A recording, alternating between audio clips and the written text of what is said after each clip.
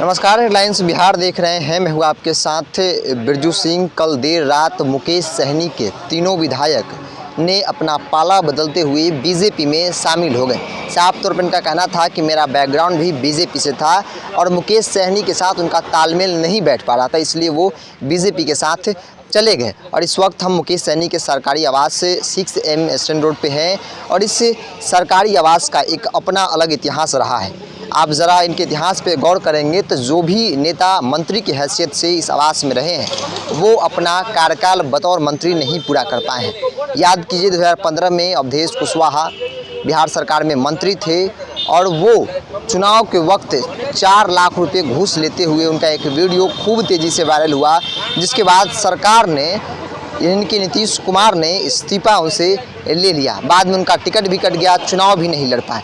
2017 का वो दौर जब बिहार में महागठबंधन की सरकार थी, आलोक मेहता बिहार सरकार में मंत्री थे, आरजेडी के नेता, और वो सरकार जो है वो तकरीबन 19-20 महीने तक चली, यानी कि सरकार नहीं चल पाई, जिस वजह से आलोक मेहता को इस्तीफा देना पड़ा।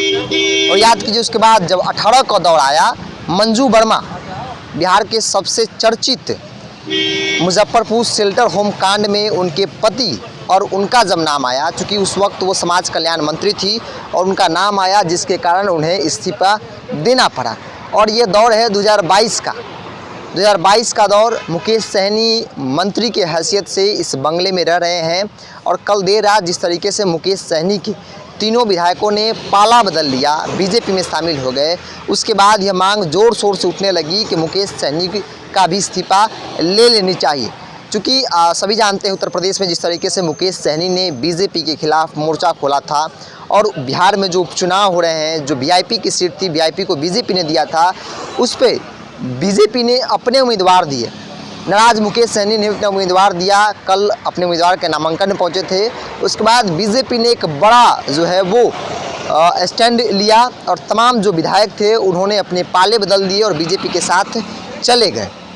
उसके बाद देर रात जिस तरीके से विधानसभा अध्यक्ष के पास तीनों विधायक पहुंचे, बीजेपी प्रदेश अध्यक्ष संजय जायसवाल भी उस वक्त थे और दोनों बिहार के तारकिशोर प्रसाद और रेणु देवी जो उप मुख्यमंत्री है वो भी थी।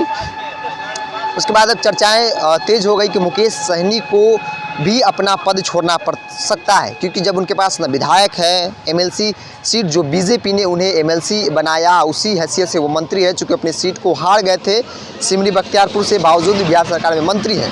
इन तमाम बावजूद चूँकि बीजेपी के साफ तौर पे मुकेश सहनी भी शुरू से कहते रहे और बीजेपी ने अपने कोटे से सीट दिए थे और लगातार मुकेश सहनी बीजेपी के खिलाफ ही मोर्चा खोले हुए थे।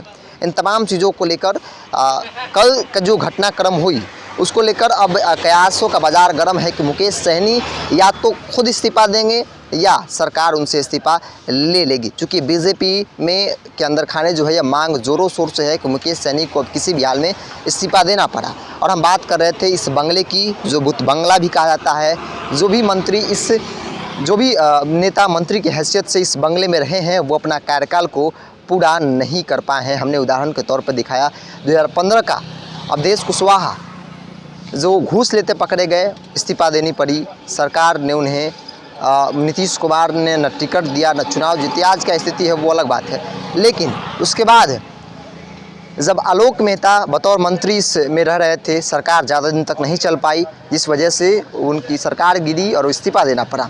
मंजू वर्मा जब मुजफ्फरपुर शेल्टर होम में उनका नाम आया, उनके पति का नाम आया, उसके बाद वो इस्तीफा दी। अब बारी है मुकेश सहनी की, क्योंकि मुकेश सहनी का प्रकरण जो है जिस तरीके से विधायकों ने साथ छोड़ा, बीजेपी लगातार इन पे अब निगाहें टिकी हुई है बीजेपी की कि किसी भी हाल में अब ये सरकार में नहीं रह पाए। फिलहाल इस क्रम में इतना ही। देखते रहिए रिलायंस बिहार। नमस्कार।